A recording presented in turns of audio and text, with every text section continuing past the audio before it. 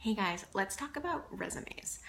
I am more passionate than most when it comes to thinking about how you can configure and arrange your experience in a resume. So today I want to share my tips on what you should be doing for your resumes so that they stand out from the crowd. When I was looking at resumes and when we were hiring, I can't tell you how many CVs and resumes would come in for any given position. A lot. Sometimes there were over 200 applicants for each position.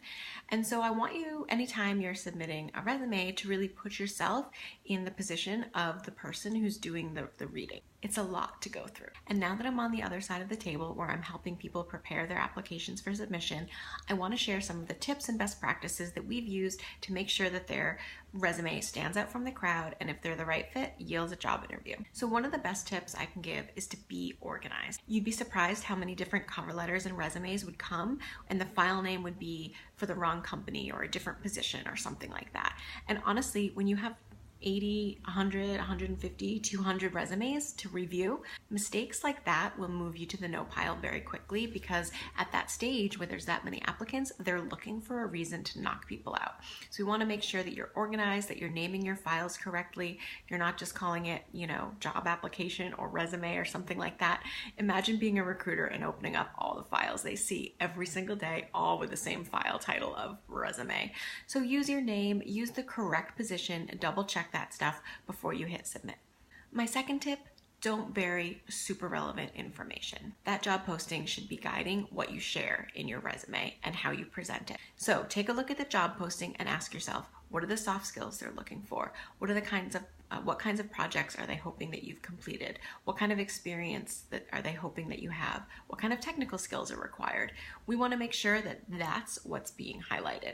So we want to show that you're a match. That's the whole point of submitting a resume and preparing a resume for submission, is to highlight the ways in which you're a great fit for the role. Don't make recruiters and hiring managers do any extra work. So if you have a job title that's not really clear, or a company that people haven't heard of, make sure your job description shares exactly the kind of experience that is required for the position.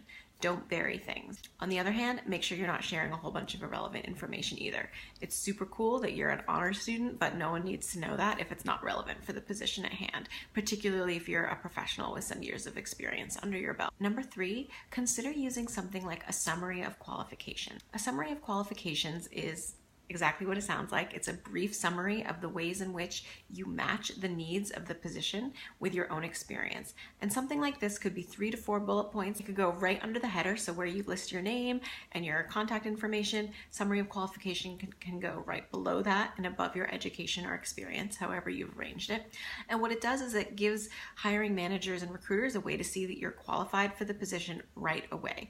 So you might say something like, oh, this position requires 8 years of experience, and I've got 10 years of experience, so make sure you say 8 years of experience doing blah, blah, blah. If it requires a certain kind of technical expertise, make sure you list that you have those skills. Remember, your resume is a strategic tool to help you get a position. It is not something that you make a few changes to once a year and then you submit to any job. You really want to do a careful job of making sure that your resume and your cover letter speak to the position that you're applying for, and that you pay attention to the job posting so that you can tailor your resume and the things that you share with what the people on the hiring committee are actually looking for. You should always be customizing your resume and cover letter for each position. And I really hope you're also submitting cover letters, right? Because we want to do our best to stand out in the crowd, and that means writing a full application. Remember, your resume and cover letter are strategic tools that you should use to highlight how your experience matches the needs of the position that you're applying for. It's really important that it not be a running tally of everything you've ever done and everything that you're proud of. While you might have some really cool experience, we want to make sure that what they hear and what they see is that you're the person who can make sure that their needs are met. If you want more resources, you're in the right place. Below, you'll find a link to my blog post, The Definitive Guide to Having Your Resume Taken Seriously, and you can also download a free resume checklist. So make sure you do that if you've got more questions. And if you have any other concerns or thoughts, or you want to ask a question on resumes, make sure you do so in the comments below, and I'll be on the lookout. If you liked this video, please go ahead and click like and share with a friend. I'd love it if you subscribe to the channel as well. Have a great day.